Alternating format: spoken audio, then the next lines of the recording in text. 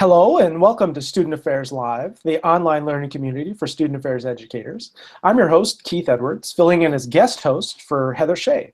My pronouns are he, him, his, and I'm a speaker consultant coach, and you can find out more about me or connect with me at keithedwards.com. Today I'm connecting with three folks, we were supposed to have three folks. One of them wasn't able to join us, who have experience working to improve policies on campus for transgender students. We welcome your comments, your questions, and participation. Follow along on the back channel and tweet to the hashtag HigherEdLive. Thanks to our team behind the scenes helping out with the back channel today. In a moment, I'll introduce you to our two panelists who have joined us today, but first I need to acknowledge and thank those who make Student Affairs Live possible. Part of the Higher Education Higher Ed Live network, and you can tune into episodes with regular hosts Heather Shea and Tony Duty on Wednesdays at 1 p.m. Eastern. If you're unfamiliar with past episodes, we highly recommend that you check out and favorite the archive link that we're tweeting out now. Higher Ed Live is produced by M. Stoner, a marketing and communications firm that works with education institutions on branding, strategy, web design, and more. Are you looking to improve your institution's digital marketing strategy and execution? To be successful, today's higher ed marketer must make data-driven decisions and connect digital performance back to strategic and financial goals. Educate your entire team on the latest digital marketing strategies and trends on December 6th during M. Stoner's Digital Marketing for Higher Education online conference. We'll be tweeting out a link to learn more about the conference shortly. Student Affairs Live is also exclusively sponsored by ACPA, College Student Educators International. ACPA believes that Student Affairs Live is one of the many ways you can be innovative with your own professional development. Program proposal notifications are out and registration is open for ACPA 18 in Houston. We're tweeting out a link where you can register today. So on to our show for today. Transgender college students face many barriers within institutions of higher education. Student affairs professionals can be key to not only helping transgender students learn to navigate these barriers, but also in working to remove barriers through policy change. Today, I was hoping to be joined by three folks with experience doing this. Kendra Malone was not able to join us due to an illness. And we had previously invited Cindy Ann Kilgo, who was not able to join us due to a family issue that had come up. We'll be discussing changes we can make in the individual level in our own practice, changes in the policy at the department or institutional level, and broader change in institutional and societal culture. So I want to begin by inviting our panelists to introduce themselves. You can view our website for the full details and bios that we'll be tweeting out here in just a little bit. So I want to begin by inviting Jenny Beeman to go ahead and introduce yourself and share with folks a little bit about you. Sure. So I'm Jenny Beeman. I am the director of the Stonewall Center at UMass Amherst. I'm also the Trans Policy Clearinghouse Coordinator for Campus Pride. Do a lot of speaking, consulting around trans inclusion, and co-wrote the book The Lives of Transgender People, and I'm currently working on two other books, one anthology, one a textbook around trans students. Well, thank you. I'll turn it over to Jody Lindley, who can go ahead and introduce herself. Hi, everyone. I'm Jody Lindley. I'm an assistant professor of higher education and student affairs at the University of Iowa. My pronouns are she, her, and hers. I worked in student affairs as a student affairs educator for more than 10 years before joining the professoriate. And that practice is really valuable to me as an educator today. I teach courses on college student development and on issues and policies in higher education. And I co-led the initiative at the University of Iowa to change our student records, policies, and practices to be trans inclusive. And I'm happy to be here today. Thanks. Thank you to you both. Well, we wanted to start off, we didn't plan it this way, but yesterday, we had some trans folks who were elected to public office. Danica Rome was elected to the House of Delegates in Virginia, and here in Minneapolis, where I live, Andrea Jenkins was elected to City Council as a trans person of color. And we also have heard, I don't know that we have the name, but someone was elected to school board, a trans person was elected to a school board in Erie, Pennsylvania. So we kind of want to acknowledge what happened yesterday and the news and the current things. Some of these folks are being cited as the first, but Jenny was sharing with us earlier that there's a African American trans woman elected in the 90s in Massachusetts. So I wanted to acknowledge these significant events going on and congratulate these folks for their elections and now their service, but also wanted to recognize some of the history to that. So either of you want to comment on that or add anything to that? They're saying they're all good. So, all right, great. Well, with that, we'll go ahead and we'll jump into our questions. We kind of broke this down into how we can create more inclusive campuses for transgender students through our own individual actions, and also through how we change our department and institutional policy, and then finally how we change the culture of our institutions and the cultures that we are a part of. So we're going to start with this first part about what we can do as individual student affairs educators and practitioners, and just our everyday practice to better support transgender students, and really all students. So I'm going to open this up, and I think, Jenny, you have some suggestions for what some of the folks listening might be able to do to be as inclusive as possible.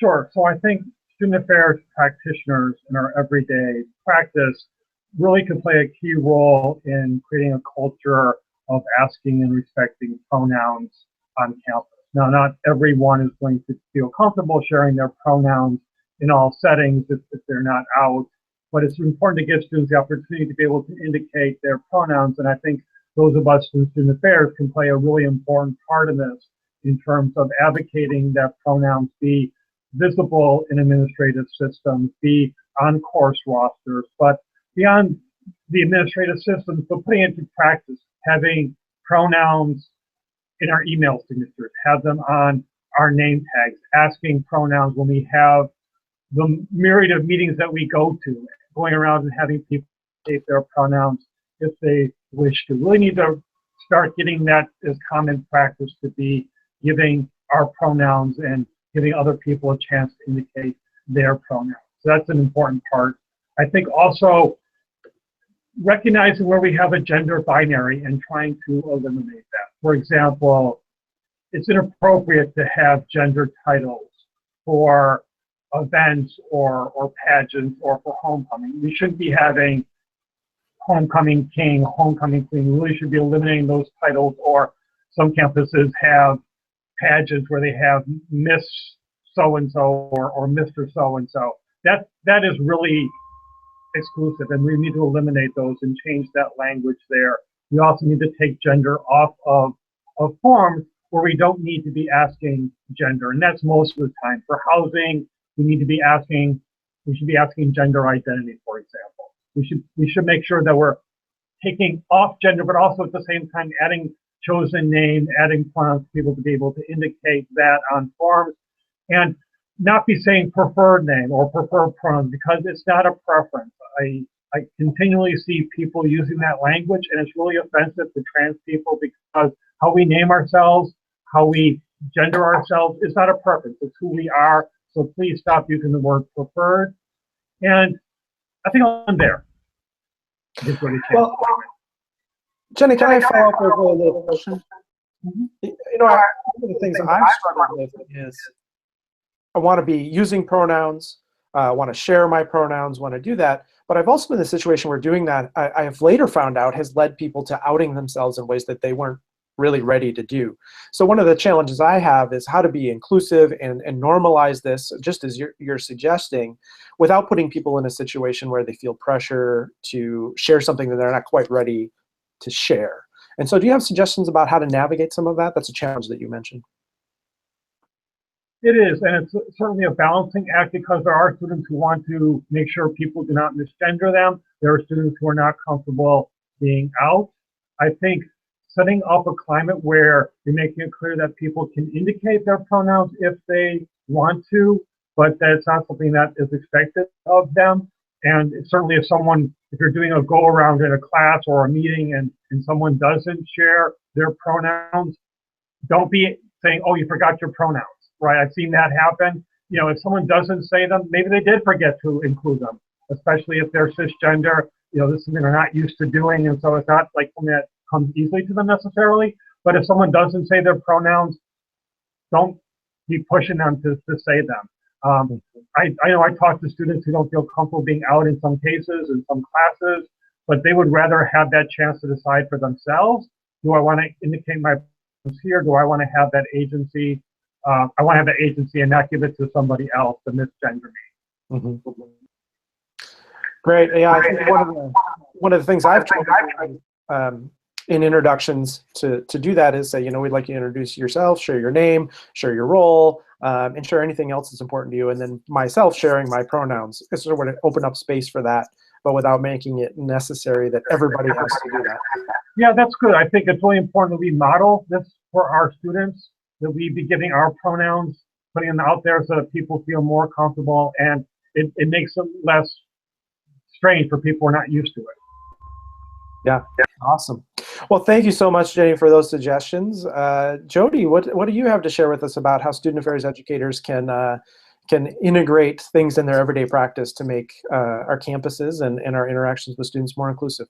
Yeah, gosh, I agree with everything that Jenny recommended, and I'm glad to hear you two have this dialogue about how do we normalize without calling people out or putting people on the spot to out themselves, because that is a major issue that I continue to work on as a faculty member especially.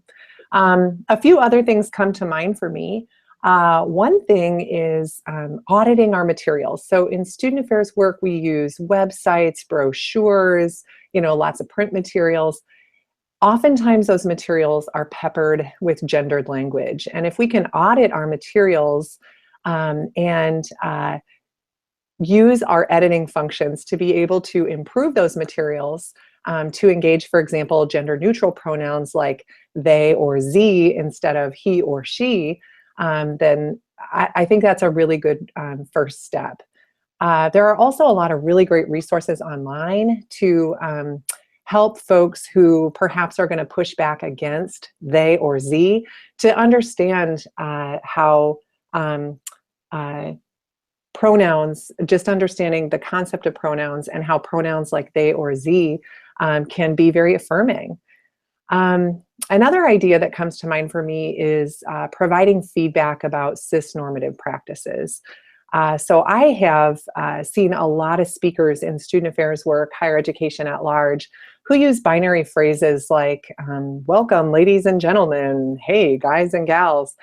That's, I don't know, that I find it offensive, and it just promotes a cis-normative and binary concept. So providing some feedback in ways that are supportive to people can be really productive and help folks be aware of something that perhaps they're not aware of in the first place. At the same time, it's really important that we remain open to feedback when we screw up and have to commit to engaging in better practice on a daily basis. Another thing that comes to mind is about the physical campus. Student affairs work happens all over campus, right? So getting to know the campuses where we work and the physical structures that do or do not support trans students is really important so that we can be ready to talk about those structures. So a powerful example from my own campus at the University of Iowa, our Admissions Visitors Center, which is where prospective students and their families come to campus to start their official campus visit, that building does not have a gender inclusive bathroom. So until there is a gender inclusive bathroom in the building, I think that it's really important for admission counselors to first know where the nearest one is, and then to include that in their introductory remarks with all visiting students and families. So not trying to single out students or to guess students' gender identity, but instead to normalize and always make it our practice. We always talk about the housekeeping welcome remarks when we're presenting. Part of that housekeeping might be, if you need to use the restroom, and then point out all of the restrooms, including the nearest gender inclusive one. Another idea that comes to mind is Student Affairs Book Club. I don't know about y'all. I am a big nerd. I own it. I love reading. I love talking about what I'm reading. I definitely encourage people to purchase books that are by and about trans people. Ginny mentioned their upcoming book. One of my colleagues from Michigan State University, where I did my PhD, Eric Pitcher, has an upcoming book about trans faculty. Another book that ACPA, I believe, sent lots of copies of this book to Texas legislators in preparation for the convention in Houston this spring. Purchase these books, and I really want to emphasize the purchase them so that the authors get to have some of the financial benefit of the books. But also then read them and engage people in dialogue about them. So use these books in your student affairs book clubs or your reading groups that you're a part of. Keith, I also wanted to speak specifically to faculty in student affairs and the instructors of some of the student affairs, student success kinds of courses where student affairs practitioners are the instructors. Two things feel important to me as an instructor. First, the class roster. So if your class roster includes students' pronouns and names, study that roster and then use students' pronouns and names. You know, we have decades of research in our field that has shown us that faculty have a big influence on student success. And we're talking about people's humanity here. So if you have the gift of a class roster that includes names and pronouns, then follow up on that responsibility to understand them and to use students' names and pronouns appropriately. The second idea as it relates to the classroom is about the syllabus and about pedagogy. So finding ways to audit your own syllabi and your own teaching strategies and lesson plans to identify where are there opportunities to diversify the readings, the perspectives, the media, in-class activities, that sort of thing. Awesome.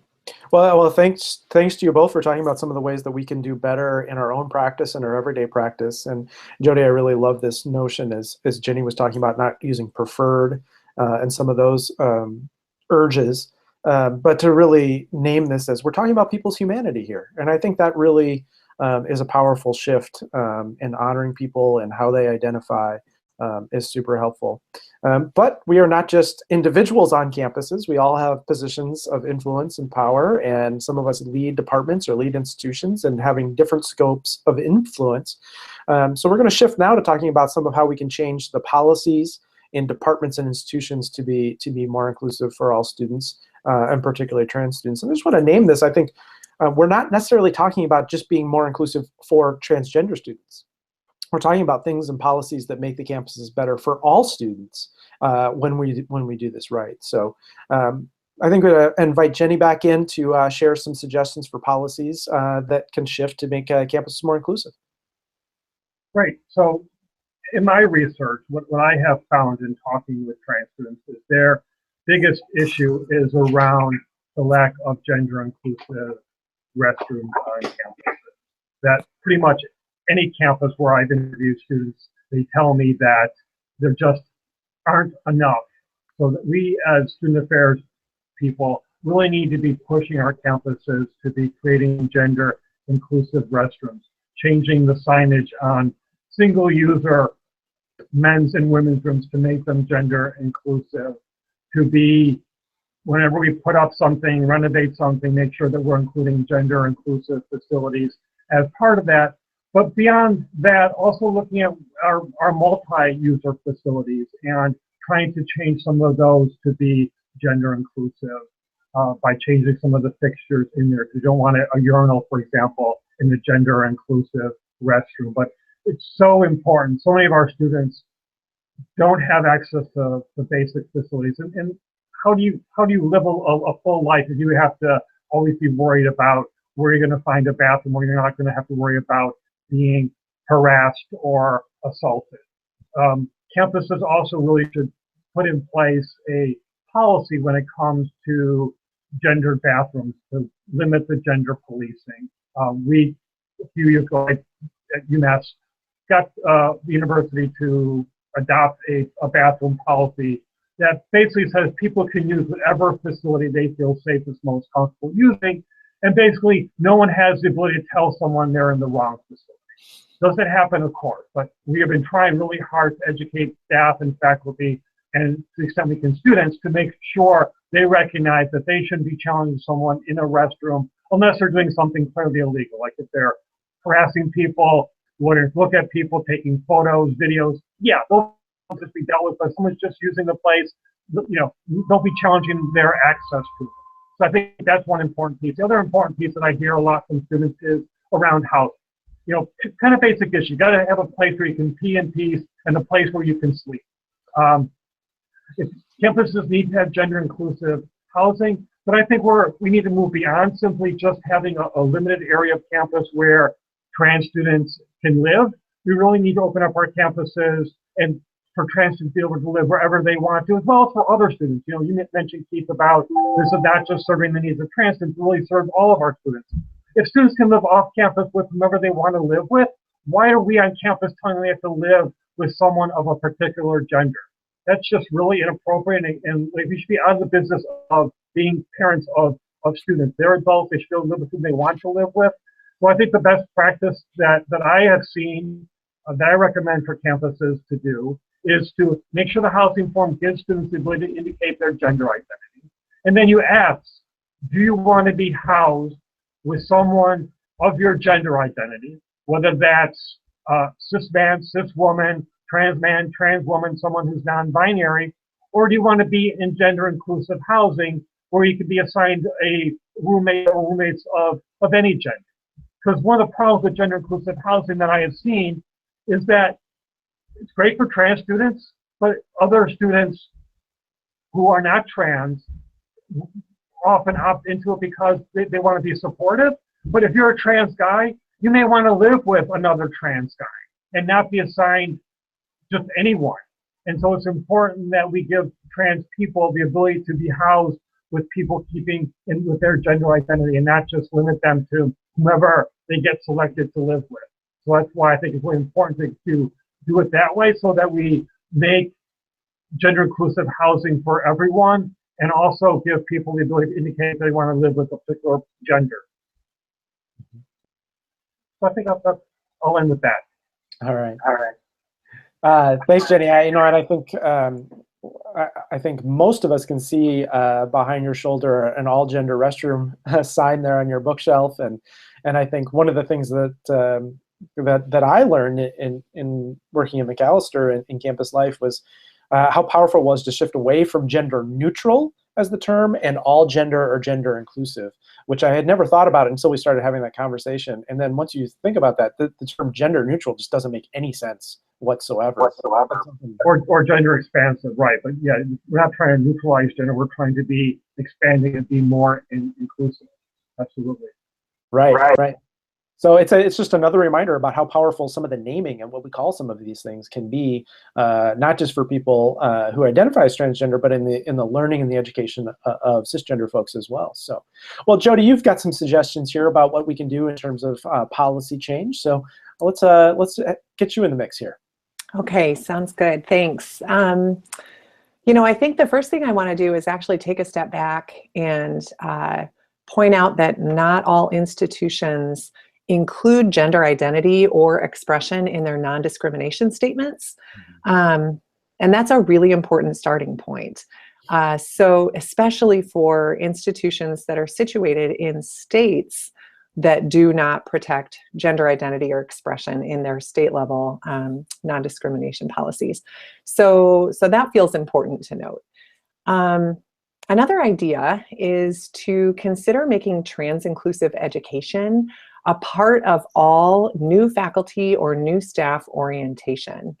I know a lot of institutions have implemented safe zone trainings that have specific workshops that start with maybe like a Trans Awareness 101, and you can work through a series of workshops to really grow in your own education, awareness, and skills as an advocate for trans students. If we could start that process with new staff or new faculty orientation, I think that that's a policy that would allow us to enact some real change on campus. Another idea is a collaborative task force or a working group that could meet regularly, that can discuss and come up with ways to address trans inclusion on campus. Every campus is different, so working collaboratively with the people at your institution is where I think we have the capability to put a lot of our energy.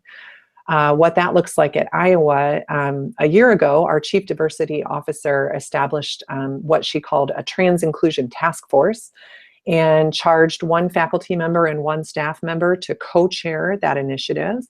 And it's composed of trans students, staff, and faculty, staff from a variety of student affairs units, and also even clinicians from the local LGBTQ health clinic.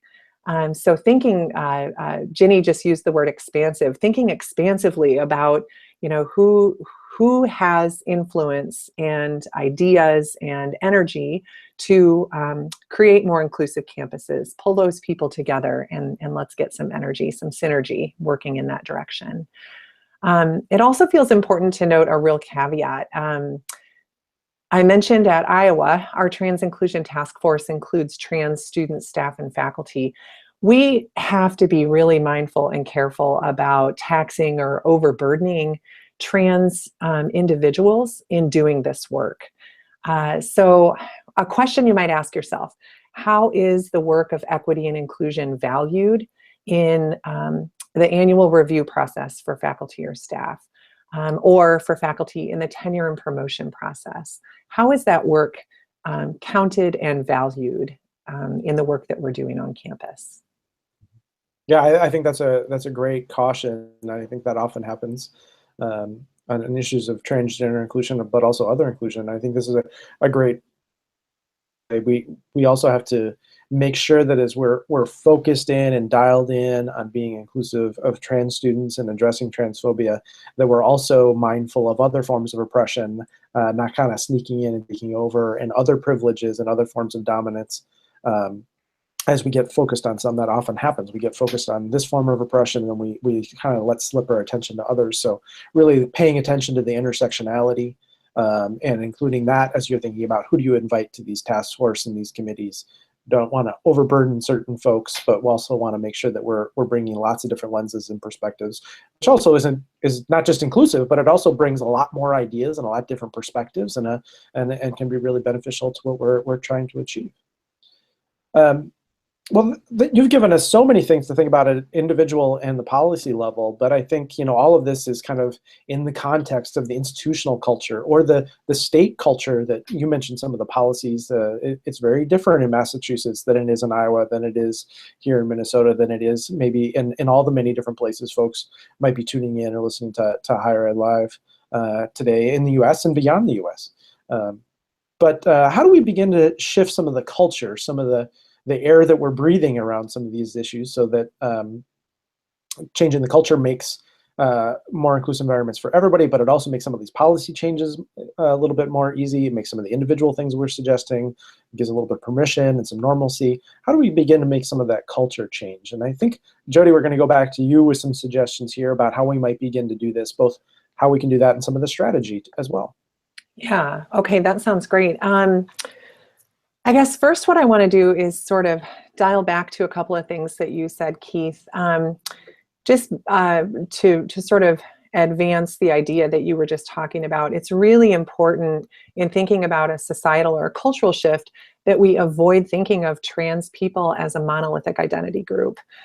Trans people are incredibly diverse, and as higher ed and student affairs educators, we have to be better about understanding the complexity of human identity and how individuals' multiple identities interact and intersect. So thanks for bringing up that point. I also want to go back to, at the beginning of the episode, you mentioned the election results from last night. And I think that that is something that's really important to speak to as well. So I guess what I would say is we have to find ways, all of us, to be engaged in our local communities in ways that allow us to support trans inclusion off campus as well as on campus. So I was thrilled this morning to learn about the election results from last night. Andrea Jenkins being elected to Minneapolis City Council, this is amazing. Danica Rome being elected to Virginia House of Delegates. The really important thing there for me that is so exciting is that she unseated the delegate who introduced the Virginia bathroom bill. Mm-hmm. That's a huge win. And for me, I feel hopeful today about a societal shift in a way that I haven't for the past year. Right. Well, and I'll interrupt you real briefly, but I heard the quote this morning was, how do you feel about your opponent who did this and had this bill that you recently defeated? And the newly elected person with a lot of grace said, well, I don't speak poorly of my constituents, and he is now one of my constituents. I thought that was just a great way to respond and begin moving forward. So please continue. Okay, so the last thing that I want to mention is a resource put out by ACPA. So this monograph, can everybody see this? If you aren't already familiar with this resource, I highly recommend it. So this ACPA monograph is called Developmental Pathways to Trans Inclusion on College Campuses. What I really like about the monograph is the structure, the organization. So the recommendations that are in, these many pages are organized around individual, organizational, and systemic development. And acknowledging where we are as individuals, how we enter the conversation and the work, is really attended to in the individual level recommendations in the monograph. And then as we think about our work on campus, the organizational and the systemic developmental pieces, there's just a ton of really great advice to consider. So I strongly encourage folks to access the Developmental Pathways monograph. Great, thanks for that.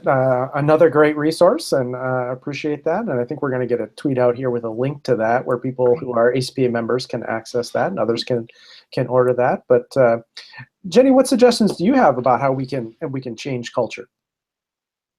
So Jody mentioned the great work done at the University of Iowa, having the committee to look at trans inclusion. I'm an Iowa alum, I'll mention that as well, so I have a little bias there towards Iowa and the work that they do. But really, it's important that institutions create such a task force or group that includes senior administration, that reports to senior administration. Here we developed a bathroom and restroom working group that included myself and top administration people to look at how we can do better with our facilities for our trans students.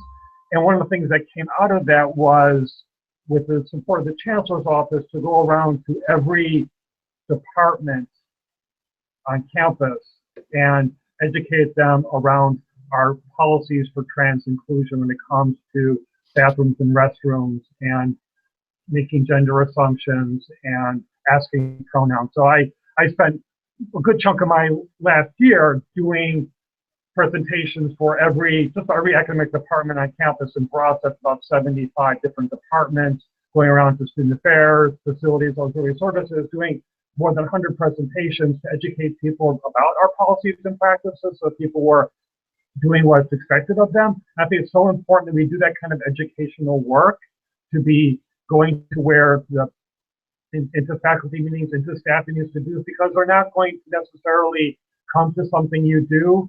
We need to move away from having what some schools call safe zone, safe space. And I don't like the word safe. I think that's really inappropriate word to be using, because you really can't have safety. But even calling it allyship training, which is, I think, better, that's great, but it doesn't really address the issue, because you have a handful of people on campus who are quote unquote trained, who are coming out as being allies. That's important, but you can't end there, because that doesn't change the climate. We need to, as Jody mentioned this as well, we need to be going in and talking to faculty and staff where they live, going into those meetings and having those conversations with them, and not expecting them to come to you. So it's really important to have institutional support to go to meetings, to be educating people around trans inclusion. So I think getting institutions to buy into the importance of a required training around trans inclusion is just really, really important if we're going to really try to change the culture, the climate on campus. Also, in trying to educate folks around pronouns. I mentioned that when I did these presentations, that was a big part of it as well. But really trying to create, again, a culture where people are asking pronouns, giving people the ability to indicate pronouns, and respecting those pronouns. University of Iowa here has done some great work as well. I have a wonderful video that people check out on YouTube, where people at the institution, including the president, give their pronouns. University of Maryland this year has embarked on a really fantastic campus-wide campaign to educate everyone on campus about pronouns. They have a really great video they've put out buttons and messaging across campus during convocation. All the incoming students were in an auditorium, and on the big screen up they had a message about pronouns. We're really trying to educate people about pronouns. One of the things we're doing here is that we're having pronouns on course rosters next year.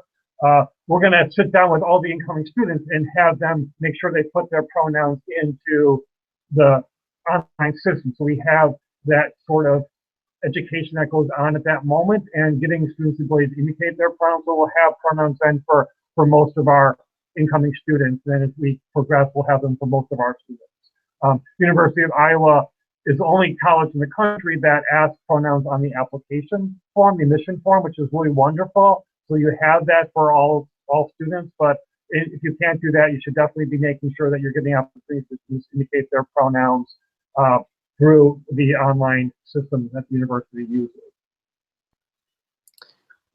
Great. Thanks, Jenny, for that. You mentioned a couple of things that the University of Iowa has done, and thankfully we have some from the University of Iowa here, right? So, Jody, I'm wondering if we can turn to you. Jenny has sort of bragged about the University of Iowa and some of the things that you've done.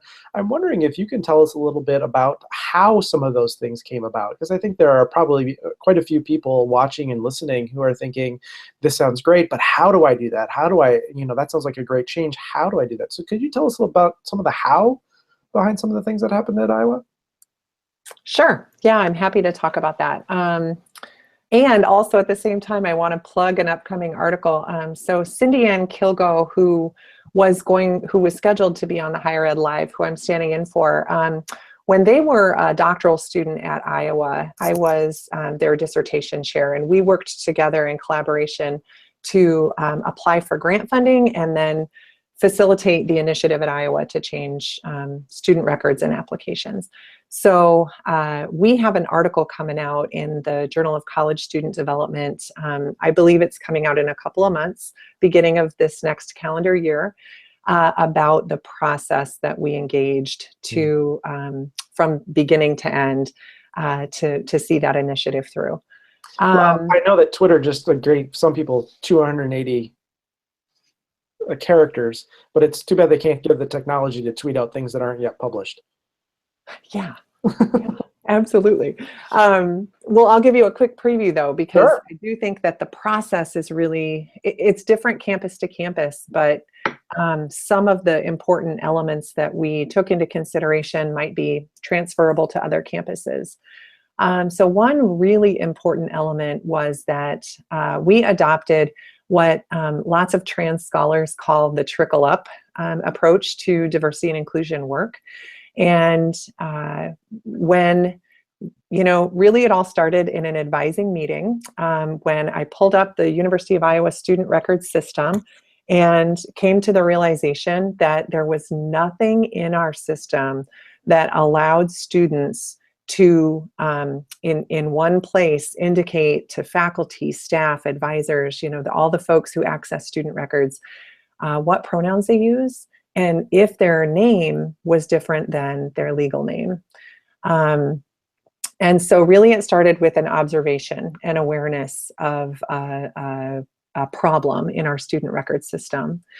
And I'm an ACPA member, as is Cindy Ann. And when we received the annual announcement for the, at the time it was called the CLGBTA, Coalition for LGBT Awareness, within ACPA. The coalition has recently changed their name. That's why I mentioned that. We got the call for proposals, for grant proposals, and decided to put in a proposal in partnership with a staff member in the Chief Diversity Office at the university, basically around the idea that we were going to work with IT folks to try to improve the student record system. That was the initial idea. After the grant was awarded, which was outstanding, we were really grateful to have the financial backing from the coalition. we reached out to central administration at the university and said, hey, folks, we got this grant and we really want to pursue these changes. So we're going to start this process and are excited to do this work with and for you all. And at that time, the president of the institution basically said, you know what, I think we can use that money in a better way. How about if the university absorbs all of the expenses to make the IT changes and you all use the money for education purposes? So the video that Ginny mentioned was actually recorded and produced because of this grant that we got from the Coalition for LGBT Awareness in ACPA. Having institutional leadership support made all the difference. As soon as the president said, I am prioritizing and endorse this initiative, the provost then said, how can I help? So our provost, well, now our former provost, is featured in the video, and also put together, we helped craft an email that the provost sent out to all faculty at the university about how to access course rosters with students' names and pronouns, how to understand the changes in the student record system online, and then even giving faculty tips on what to do in the classroom, and pointing people to lots of resources. So it started with a trickle-up approach, and then it became a trickle-down approach. Once the president was on board, other folks were just expected to follow through on the commitment and provide the human and fiscal resources to make it happen. So we engaged in, it was about an 8-month-long process, meeting regularly with the ITS, Instructional Technology Services staff, to understand what can they do in their system, and how can we work within that system to provide the most expansive understanding of gender and gender identity possible. So a large working group came together to figure out what we wanted that to look like. And then at the same time, we started moving towards what's now the Trans Inclusion Task Force. And that group started working on things like auditing restrooms, like Ginny recommended. We now have a trans-inclusive restroom map, an interactive map on the university homepage that came out of this initiative.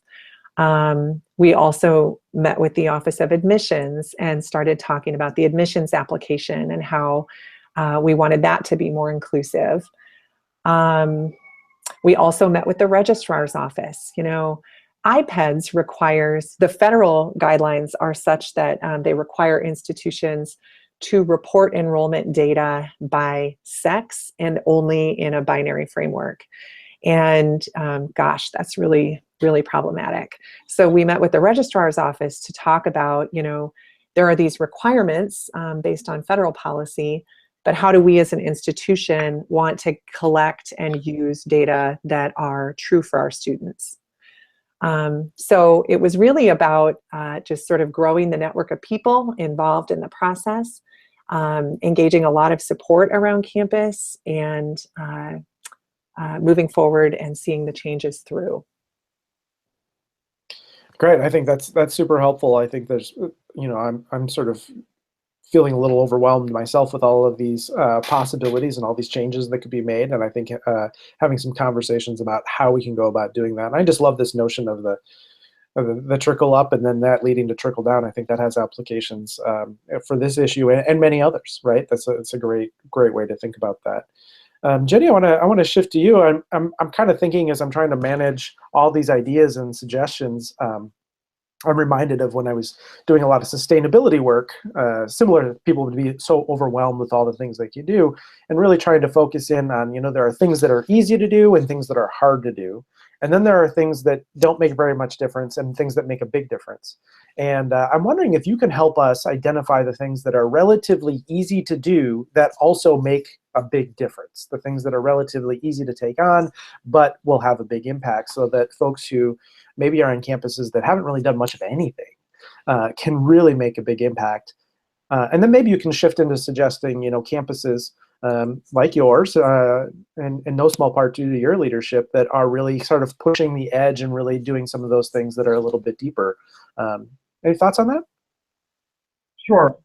In my research and also research I've done with other folks around what do trans students need and want, some of it is more difficult. I mentioned about restrooms and about housing.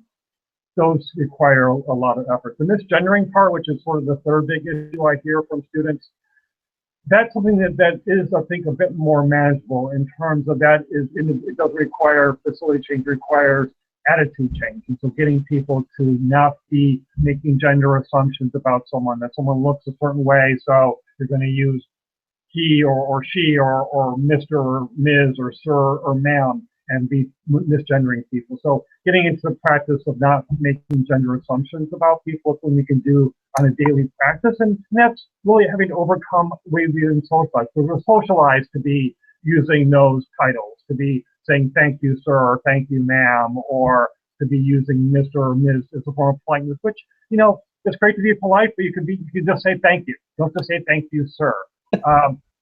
I just got done shifting to the second point you made about campuses. I just got done doing an article that appeared in Advocate about 10 top trans supportive colleges. They called it the top 10.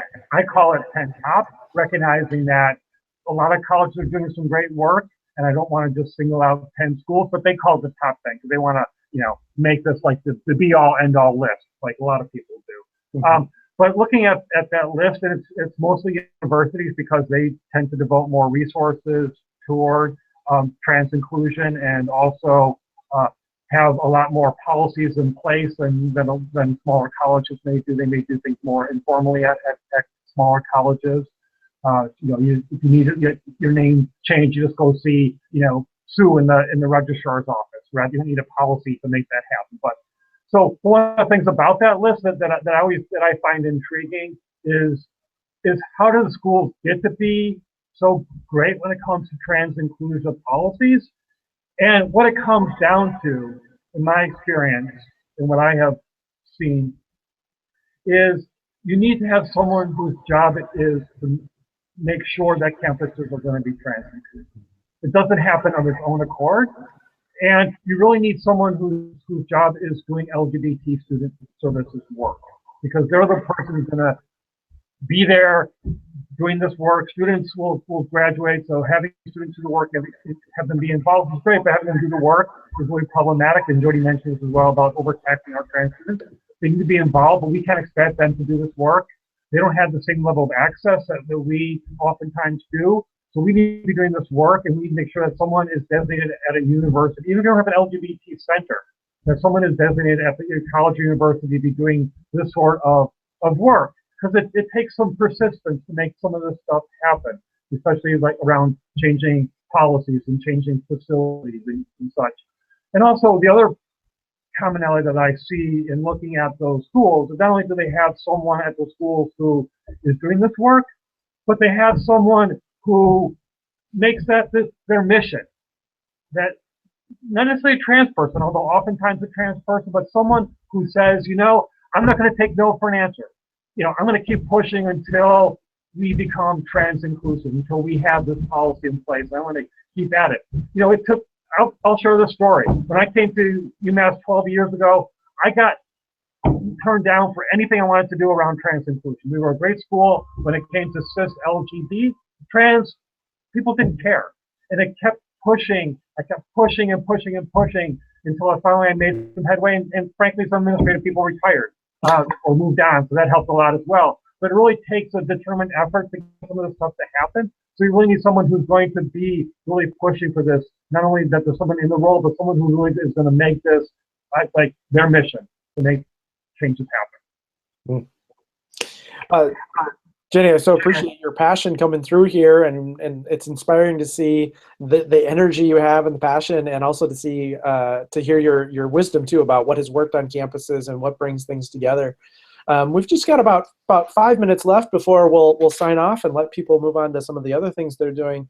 But I'd love to hear first from Jody and then to Jenny. What suggestions do you have to people who are watching or listening? You know, they've heard all these conversations, they've heard these suggestions, they've heard Jody your wise suggestions about some of the strategy and how things work, and Jenny's impassioned plea here about how important this is and how it needs someone who takes it on as their mission and connecting to humanity. What would be some next steps you would have for people, or some suggestions, or maybe some cautions? Jody, anything come to mind that you'd like to leave folks with? Sure.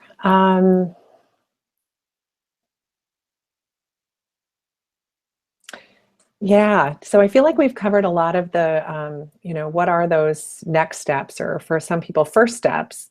I think what I want to do is sort of shift gears a little and invite people to be introspective about who you are, how your own identity has evolved over time, what that means in the ways that you understand identity development in our college students today.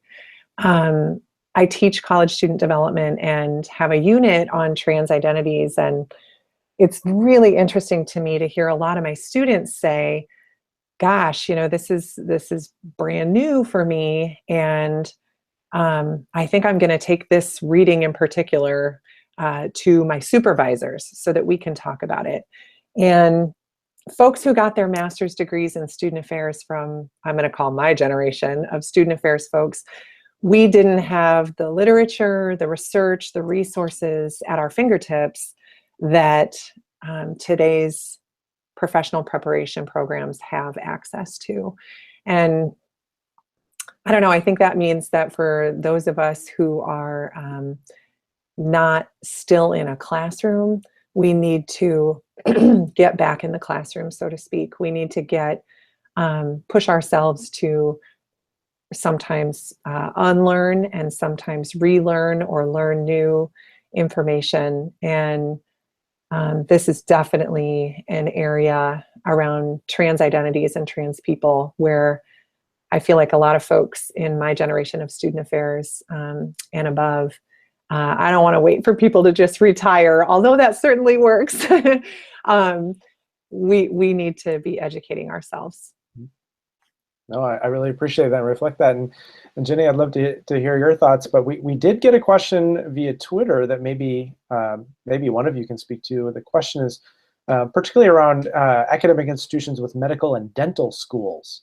What kind of things can they be inclusive for patients and students? So I don't know if you have thoughts on that, Jenny, or just other suggestions.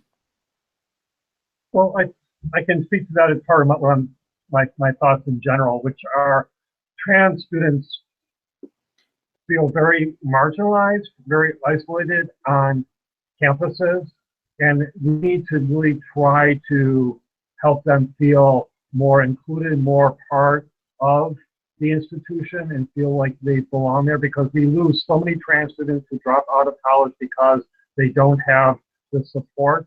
We need to really be that support person where we can for students. It makes such a difference to have someone who they know they can trust, who is going to be supportive of them, and also working with our trans students to help them find community, other trans people on campus, online resources, support networks, because so many of our trans students don't have family of origin that is supportive of them. We need to help provide that community for them at our institutions. And in terms of our clients or patients, if we're working in a field, a professional medical field, we need to recognize that oftentimes trans people have experienced horrendous treatment from medical professionals or by therapists. And so we need to make sure that we're doing better, because there's already a lack of trust there, because if they haven't had negative experiences, they certainly have heard other people, friends of theirs, who had negative experiences. And so you got a history there that you have to overcome. And so it's really important that you doing the best you can to be supporting students or patients or clients is how they identify themselves. So having to find out how they identify and then supporting them in that identity and affirming them as individuals. Wonderful. I want to thank Jody Graff for the question about medical and dental schools and bringing that in. Well, thanks to you both so much. I want to thank both of our guests today and Kendra Malone and Cindy Ann Kilgo, who weren't able to join us. And thanks always to our program sponsors. Please join us for future episodes of Higher Ed Live. You can learn more about these and other episodes by subscribing to the Higher Ed Live newsletter. You can also review past episodes by browsing archives at Higher Ed Live or subscribe to our iTunes podcast. I'm Keith Edwards, guest hosting for Heather Shea. Thanks for watching, everybody. We hope you make it a great week. And one final thanks to both our guests for your wonderful wisdom and experience and insights. Thanks so much, everyone. Thank you. Bye-bye.